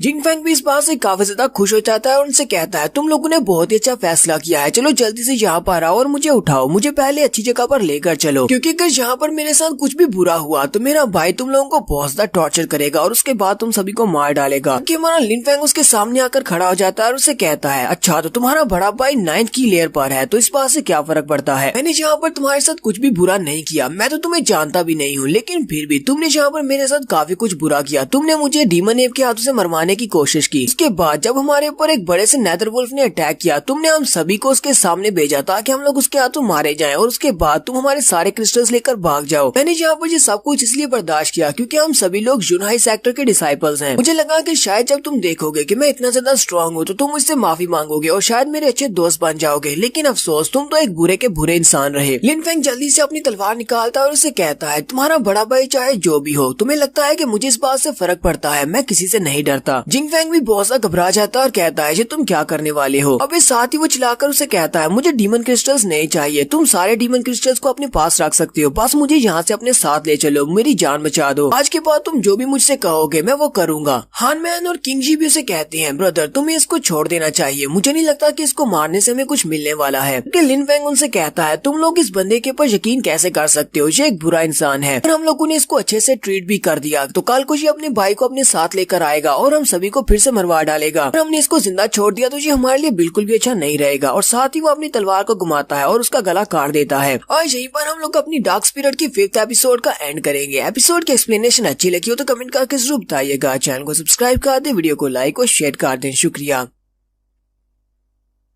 तो गाइस कैसे हैं आप सब लोग। डार्क स्पिरिट के एपिसोड 6 के साथ हाजिर हो। तो लास्ट एपिसोड के एंड पे हमने देखा था जिन फेंग जो कि उस बड़े से नेदर वुल्फ के साथ फाइट करते हुए जख्मी हो जाता है। वो वहाँ पर जख्मी होने के बाद जब वो वहाँ पर देखता है कि लिन फेंग ने वहाँ पर नेदर वुल्फ को मार दिया है तो वो उनसे कहता है अगर तुम लोग मेरी जान नहीं बचाते, तुम्हारे पास जितने भी क्रिस्टल्स हैं उनमें से आधे क्रिस्टल तुम मुझे नहीं देते, तो फिर मैं वापस जाने के बाद अपने भाई को इस बारे में बताऊंगा। मुझे अगर यहाँ पर कुछ भी होता है तो मेरा भाई तुम लोगों को नहीं छोड़ेगा, इसलिए तुम्हें मुझे आधे क्रिस्टल्स देना पड़ेंगे और मेरी जान भी बचाना पड़ेगी। जबकि हमारा लिन फेंग उसकी बात सुनने के बाद आगे बढ़ता है और अपनी तलवार के साथ उसका गला काट देता है, उसको वहीं पर मार देता है। बाकी के सभी भी काफी ज्यादा हैरान होते हैं और उसे कहते हैं, ब्रदर लिन फेंग, ये तुमने क्या कर दिया? इसके बड़े भाई का नाम जिन हाओ है, जो कि हमारे यूनहाई सेक्टर का 9th लेवल का मास्टर है। वो अपनी 9th की लेयर पर है। लिन फेंग उनसे कहता है, तुम्हें जहाँ पर इस बारे में किसी को भी बताने की जरूरत नहीं है। तुम सभी लोग भी सब में शामिल थे। जहाँ पर जो कुछ भी आया उस सभी की जिम्मेदारी मैं अपने कंधों पर लेता हूँ। तो कोई भी तुमसे इस बारे में पूछे कि जिन फेंग के साथ क्या हुआ है, तुमको सिर्फ यही बताना है कि ये सब कुछ मैंने किया है, यानी कि लिन फेंग ने किया है। हान मैन आगे बढ़ता है और उसे कहता है, ब्रदर लिन फेंग, मैं हान मैन, मैं इतना भी डरपोक नहीं हूँ कि मौत के डर से मैं अपने दोस्त को पीछे छोड़ दूं। यहाँ पर तुमने हम सभी के लिए सब कुछ किया है, क्योंकि अगर तुम ऐसा नहीं करते तो जिन फेंग हमसे हमारे क्रिस्टल्स भी छीन लेता और साथ ही में मरवा भी डालता। किंग जी भी आगे बढ़ता है और उसे कहता है, इसने बिल्कुल ठीक कहा, हान मैन बिल्कुल ठीक कह रहा है, हम लोग भी तुम्हारे साथ ही सब में शामिल हैं। यहाँ पर जो कुछ भी हुआ है उस सब में हमारा भी हाथ है। जिंग जुन भी उसे कहती है, ठीक है, मैं भी सब में तुम्हारे साथ शामिल हूँ, हम ये सारी की सारी जिम्मेदारी तुम्हें अकेले नहीं उठाने देंगे। जबकि लिन फेंग उन सभी की बातें सुनने के बाद सोच रहा होता है, यहाँ पर यूनाई सेक्टर में वापस आने के बाद मुझे अच्छे और सच्चे दोस्त मिल ही गए। लिन फेंग उनसे कहता है, मैं तुम लोगों के इस फैसले की बहुत ज्यादा इज्जत करता हूँ और तुम सभी का बहुत बहुत शुक्रिया मेरे पर भरोसा करने के लिए, मेरा यहाँ पर साथ देने के लिए, मुझे अकेला ना छोड़ने के लिए। लेकिन मुझे लगता है कि अभी हमें और ज्यादा आगे नहीं जाना चाहिए, हमें यहीं से वापस चले जाना चाहिए, क्योंकि जितना ज्यादा हम लोग आगे जाएंगे उतनी ज्यादा पावरफुल मॉन्स्टर्स के साथ हमारा सामना होगा और हम लोग उन मॉन्स्टर्स को हरा नहीं पाएंगे। हान मैन उसे कहता, हाँ बिल्कुल, हमारे पास अभी काफी सारे क्रिस्टल्स हो चुके हैं, चलो अभी यहीं से वापस चलते हैं। सब कुछ तुम्हारी वजह से हुआ है कि हमें यहाँ पर काफी सारे क्रिस्टल्स मिल सके हैं। किंग जी उसे कहता है, हाँ, इन सारे क्रिस्टल्स की मदद से हम लोग न सिर्फ यहाँ पर एनहेंसमेंट पिल्स ले सकते हैं, बल्कि हम लोग अपने लिए काफी सारे इक्विपमेंट्स को भी खरीद सकते हैं। तो सभी लोग वहाँ से वापस की तरफ चल पड़ते हैं। जबकि वहाँ से वापस की तरफ जाते हुए हमारा लिन फेंग पीछे की तरफ देखता है, जिन फेंग की डेड बॉडी की तरफ, और साथ ही वो सोच रहा होता है, इसने यहाँ पर जो भी क्राइम किए हैं वो उन सारे क्राइम से बच नहीं सकता था, इससे इसके गुनाह की सजा ही मिली है। फ्यूचर में अगर मेरा सामना इस तरह के किसी और लोगों के साथ होता है जो लोग बुरे हैं और मुझे मारना चाहते हो, मैं उन सभी को मार डालूंगा, मैं किसी को भी नहीं छोड़ूंगा। तो उसी वक्त उसकी नजर उसके कपड़ों में रखी हुई एक मार्शल आर्ट्स की बुक पर पड़ती है। वो आगे बढ़ता है और कहता है, इसके पास तो एक मार्शल आर्ट्स की बुक है। उस बुक को निकालता है तो उसके ऊपर एक टेक्निक का नाम लिखा होता है जिसका नाम रोरिंग थंडर स्वर्ड स्किल होता है। लिन फेंग काफी ज्यादा खुश हो जाता है और कहता है, मैंने तो ऐसा सोचा भी नहीं था कि ये इस तरह की सीक्रेट ट्रेजर बुक को अपने पास रखेगा। के ऊपर तो इनकी फैमिली की सीक्रेट टेक्निक लिखी हुई है, चलो अब ये मेरी हुई। तो उस बुक को अपने पास रख लेता है। लिन फेंग कहता है, रोरिंग थंडर स्वर्ड स्किल ये काफी अच्छा स्किल है, अगर मैंने इसको मास्टर कर लिया मुझे बार बार अपनी ड्रॉ स्वर्ड मेथड को यूज नहीं करना पड़ेगा। अपने ड्रॉ स्वर्ड मेथड को सिर्फ सरप्राइज अटैक के लिए रखूंगा, जबकि इस रोरिंग स्किल को हर बार यूज किया जा सकता है और हर बार ये लेवल अप किया जा सकता है। तो वो सभी लोग वापस से अपने यूनहाई सेक्टर में आ जाते हैं। किंग जी उसे कहता है, ब्रदर लिन फेंग, अब आगे तुम क्या करने वाले हो? जबकि हम लोग अपने यूनहाई सेक्टर में वापस आ गए हैं, तो इसके आगे तुम्हारा क्या प्लान है? लिन फेंग उसे कहता है, जबकि हमने सारे क्रिस्टल्स को बेचने के बाद कुछ एनहेंसमेंट स्पिल्स को खरीद लिया है, तो मैं उन एनहेंसमेंट स्पिल्स को अपनी बॉडी के अंदर एब्जॉर्ब करना चाहूंगा। उसके बाद मैं अपनी ट्रेनिंग को आगे बढ़ाऊंगा ताकि मैं अपने स्किल्स को और ज्यादा बेहतर कर सकूं, साथ में मेरी कल्टीवेशन भी बढ़ सके। किंग जी उसकी बात सुनने के बाद कहता है, तो तुम भी यहाँ पर अपनी कल्टीवेशन को बहुत ही तेजी से बढ़ाना चाहते हो, मेरे पास तुम्हारी कल्टीवेशन को तेजी से बढ़ाने का एक बहुत ही अच्छा रास्ता है कि हम लोग बहुत ही जल्दी स्टॉर्मिंग गॉर्ज की तरफ जाने वाले हैं। अगर तुम चाहो तो हम सभी लोग मिलकर स्टॉर्मिंग गॉर्ज की तरफ जा सकते हैं, क्योंकि स्टॉर्मिंग गॉर्ज में बहुत ज्यादा पावरफुल फाइटर्स होते हैं। वो सारे के सारे फाइटर्स वहाँ पर एक दूसरे के साथ स्पार मैचेस करते हैं। अगर हम लोग वहाँ पर जाकर किसी स्ट्रॉन्ग फाइटर के साथ फाइट करेंगे तो इससे हमारी कल्टीवेशन काफी तेजी से बढ़ेगी। हान मैन उसे कहता, अब जबकि तुमने स्टॉर्मिंग गॉर्ज का नाम लिया है तो मैं भी वहाँ पर जाना चाहता हूँ, क्योंकि मुझे भी अपनी कल्टीवेशन को बढ़ाना है। वहाँ पर जाकर किसी स्ट्रॉन्ग फाइटर के साथ फाइट करूंगा ताकि मेरा एक्सपीरियंस बढ़ सके। किंग जी उसे कहता है, हान मैन, तुम्हारे पास जो स्पेशल कुंफू है अर्थ टाइप का, वो काफी ज्यादा स्पेशल है, इसलिए मुझे लगता है कि वहाँ पर जाने से तुम्हें काफी ज्यादा फायदा हो सकता है। हान मैन लिन फेंग से कहता है, लिन फेंग, फिलहाल के लिए तो हम सभी लोग अपने रास्ते पर चले जाते हैं, लेकिन अगर हमारी किस्मत में हुआ तो हम सभी लोग एक साथ स्टॉर्मिंग गॉर्ज में जाएंगे और वहाँ पर जाकर ट्रेनिंग करेंगे। लिन फेंग से कहता, हाँ क्यों नहीं, अगर तुम सभी के पास फ्री टाइम हुआ तो मुझसे मिलने के लिए आना, हम सभी लोग आपस में गेट टुगेदर जरूर करेंगे, क्योंकि आज के बाद हम सभी लोग अच्छे दोस्त हैं। फिर वो सभी लोग एक दूसरे को बाय बोलते हुए वहाँ से अलग हो जाते हैं। वहाँ से अलग होने के बाद हमारा लिन फेंग माउंटेन एरिया की तरफ चला आता है ताकि वो वहाँ पर आकर रोरिंग थंडर स्वर्ड स्किल को मास्टर कर सके। लिन फेंग वहाँ पर आने के बाद सोच रहा था, मेरी पुरानी मेमोरीज के मुताबिक जब मैं पिछली बार स्टॉर्मिंग गॉर्ज में गया था तो वो मेरे लिए बहुत ही बुरा साबित हुआ कि उस वक्त तो मैं बहुत ज्यादा कमजोर था, सभी लोग मुझे कचरा समझते थे और उन्होंने मुझे बहुत ज्यादा बुरी तरह से पीटा था। लिन फेंग वापस से माउंटेन में चला जाता है और कहता है, इस बार जब मैं स्टॉर्मिंग गॉर्ज में जाऊंगा तो वहाँ पर जाने के बाद मैं सबको बता दूंगा कि मैं कोई कचरा नहीं हूँ। सभी ने जो मुझे कचरा कहा था उन्हें अपने अल्फाज को वापस लेना होगा। सीन कुछ दिनों के बाद का दिखाया जाता है। कुछ दिनों के बाद लिन फेंग अपनी ट्रेनिंग को कंप्लीट कर लेता है। यहाँ पर रोरिंग थंडर स्वर्ड स्किल को सीख लिया है और उसके सामने एक बड़ा सा गड़ा बन चुका होता है, यानी कि उसने वहाँ पर अपनी स्किल को अप्लाई किया था। और हमारा लिन फेंग भी वहीं पर बैठा होता है। लिन फेंग कहता है मैंने जो एनहेंसमेंट स्पेस को अपनी बॉडी में एब्जॉर्ब किया है वो तो काफी ज्यादा अच्छी है, मेरी पावर पहले से बढ़ चुकी है। अब तुम्हें अपनी डार्क स्पिरिट को यूज किए बिना ही इतनी ज्यादा पावर को रिलीज कर सकता हूँ, क्योंकि पहले मैं अपनी 7th की लेयर पर था, लेकिन अब अपडेट होने के बाद मैं 8th की लेयर पर पहुंच चुका हूँ। तो लिन फेंग अभी वहीं पर बैठा अपनी स्किल्स के बारे में सोच रहा होता है कि उसी वक्त उसका वो वाला कजन यहाँ पर आता है जिसने एपिसोड की शुरुआत में इसको मार दिया था। वो आते ही उसको कहता है लिन फेंग तुम फैमिली के नाम पर एक दब्बा हो, लेकिन फिर भी तुम यहाँ पर हो, कि पिछली बार मैंने तुम्हें बहुत ही बुरी तरह से पीटा था। मेरी इतनी ज्यादा कोशिश करने के बाद कि तुम अभी तक मरे नहीं हो, और अगर तुम जिंदा बच गए तो तुम्हें यहाँ पर वापस आने की गलती नहीं करनी चाहिए थी। लगता है कि इस बार मुझे तुम्हें अच्छी तरह से मारना होगा और मारने के बाद तुम्हारी बॉडी के पीसेस करने होंगे ताकि मैं इस बात को मेक श्योर कर सकूं कि तुम वाकई में मर गए हो। लिन फेंग उसकी इंसल्ट करते हुए कहता है लगता है कि तुमने अभी तक अपने छोटे भाई के बारे में नहीं सुना। क्या तुमने नहीं सुना कि फैमिली मीटिंग में मैंने लिन जुन के साथ क्या किया है? ये बात सुनने के बाद लिन हैंग भी काफी ज्यादा गुस्सा हो जाता है और कहता है तुमने यहाँ पर एक और बड़ी गलती कर दी, मैं इस बात को भूला नहीं हूँ। मुझे पता है कि मेरे छोटे भाई लिन जुन के साथ तुमने क्या किया है। अब तो तुम्हें मेरे छोटे भाई के ऊपर अटैक करने की कीमत भी यहीं पर चुकाना पड़ेगी। तो लिन फेंग जल्दी से उठकर खड़ा हो जाता है और उसे कहता है चलो फिर ठीक है, मुझे भी तुम्हारे साथ कुछ पुराने स्कोर्स को सेटल करना है। लास्ट टाइम तुमने मुझे बुरी तरह से पीटा था, लेकिन इस बार मैं उसका हिसाब चुकाऊंगा। लेकिन फिर भी क्योंकि हम दोनों एक कजिन्स हैं, इसलिए मैं तुम्हें यहाँ पर मौका देता हूँ, मुझसे माफी मांगो तो मैं तुम्हें यहाँ से जिंदा जाने दूंगा। लिन हैंग उसकी बात सुनने के बाद काफी ज्यादा गुस्सा होता है और उसके ऊपर अटैक करने के लिए आगे बढ़ता है और कहता है लगता है कि मुझसे मार खाने के बाद तुम्हारा दिमाग खराब हो गया है, तुम आज भी वही कचरे के कचरे हो। मेरे छोटे भाई को हरा देने का मतलब ये नहीं है कि तुम कोई बहुत ही बड़े वॉरियर बन गए हो। और साथ ही वो अपनी पावर्स को रिलीज करते हुए लिन फेंग के चेहरे पर एक जबरदस्त पंच मारता है, लेकिन लिन फेंग तो अपनी जगह से हिलता भी नहीं। आगे से वो मुस्कुराना शुरू कर देता है और उसे कहता है क्या बस इतना ही कर सकती हो, तुम्हारे पंच में तो दम ही नहीं है। लिन हैंग बहुत ज्यादा हैरान होता है और कहता है ऐसा कैसे हो सकता है।